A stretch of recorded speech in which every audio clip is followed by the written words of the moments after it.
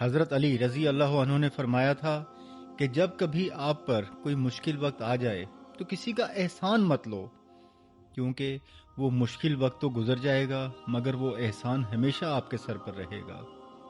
ہم اکثر گھبرا کر ہر دروازے پر دستک دیتے ہیں، مگر یاد رکھیں دنیا کا احسان ہمیشہ شرط کے ساتھ آتا ہے۔